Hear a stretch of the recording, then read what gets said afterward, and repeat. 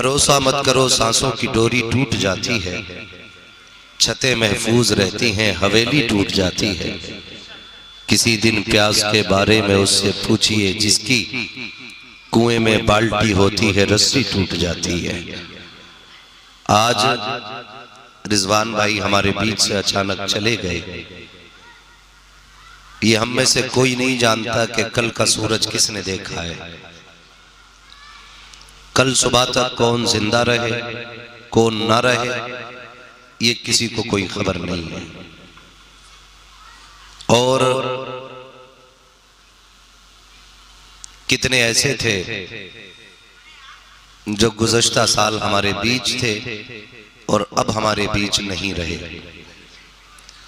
और हम में से कितने ऐसे होंगे जो आइंदा साल यहां नहीं होंगे। लेकिन याद रखिएगा, किसी के जाने से दुनिया में कोई कमी नजर नहीं आती है।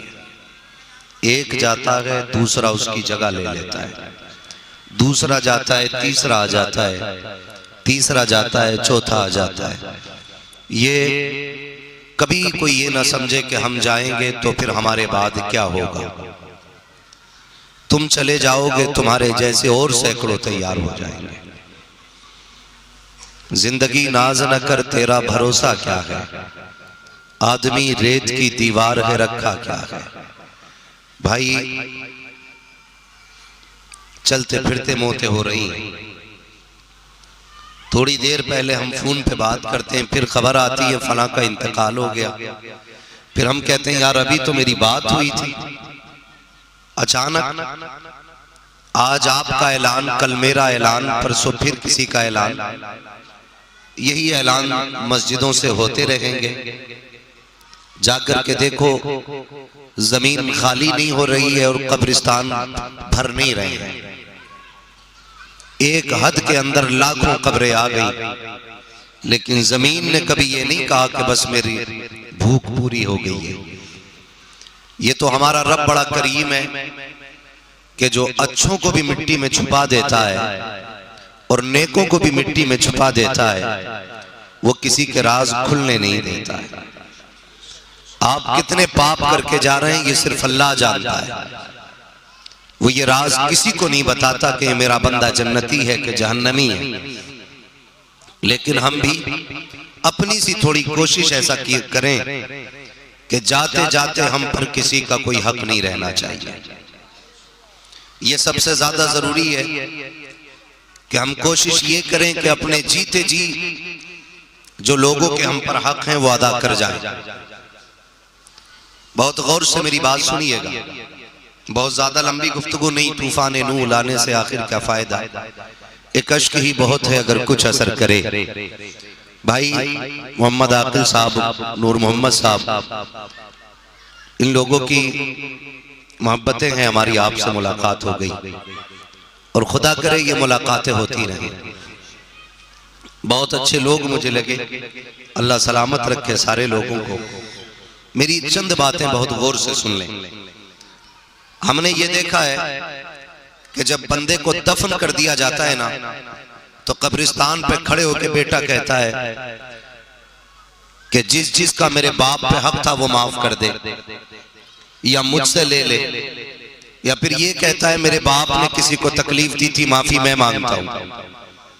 भाई अगर किसी का दिल दुखाया है तो जीते जी खुद माफी मांग लो, वरना खता आपने की है, बेटा माफी मांगे तो क्या नतीजा निकलेगा।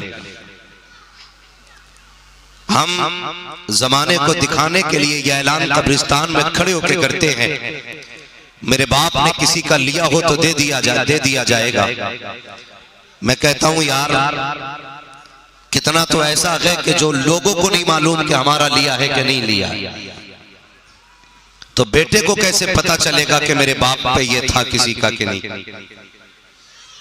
लोग बीघा बीघा भर जमीन दबा के जोत रहे हैं। आज आप एक एक बीघा कोना दबा के खेती करो, कल कब्र पे खड़े होकर बेटा कहे माफी मांगता हूं मैं, कोई नतीजा है? बोले इससे कोई नतीजा है? हक आपने मारा है तो माफी आप मांगिए। थप्पड़ अगर मैंने किसी के मारा है, कल मेरा बेटा माफी मांगे, नतीजा क्या होगा जानते हो?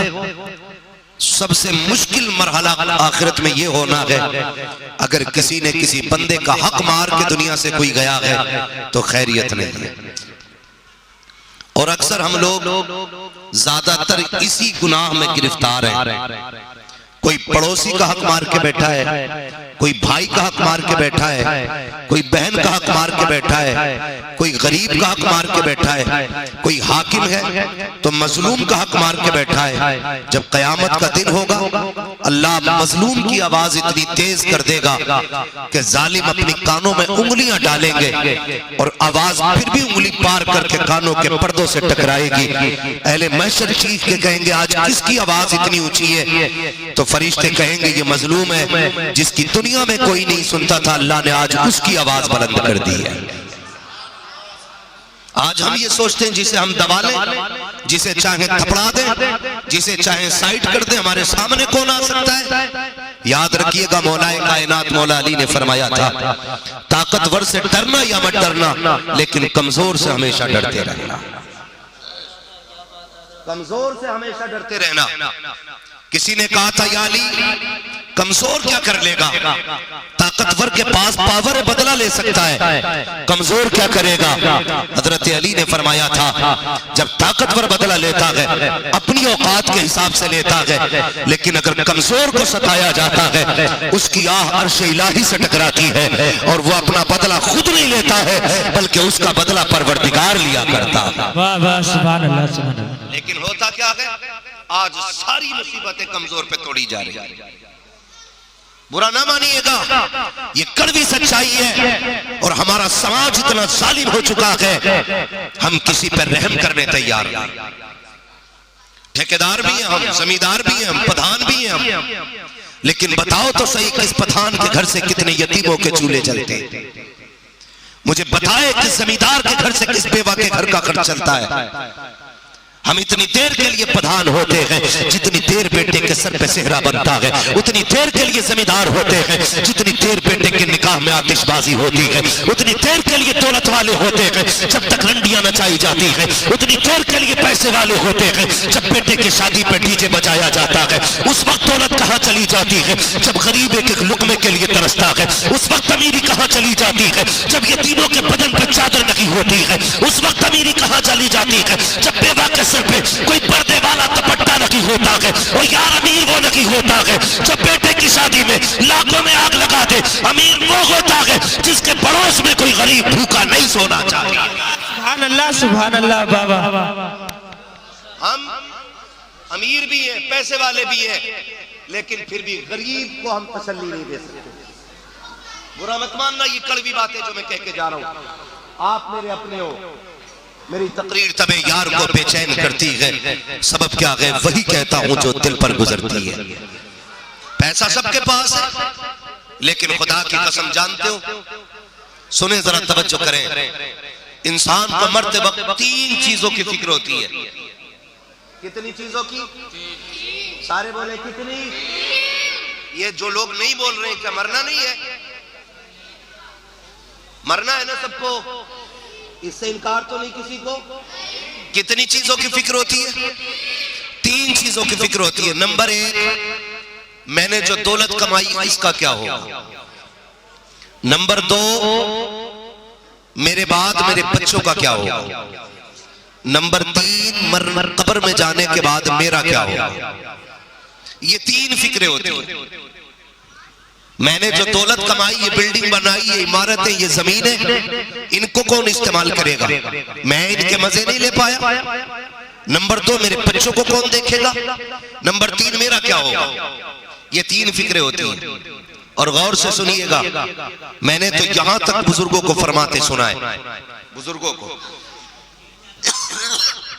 जब बंदे का इंतकाल होता है ना और रूह दरवाजे से बाहर जाती है तो मुड़ के अपने घर की तरफ देख के आवाज दे के कहती है, ख्याल करना अपने पीछे यतीम और बेवा छोड़ के जा रहा हूं,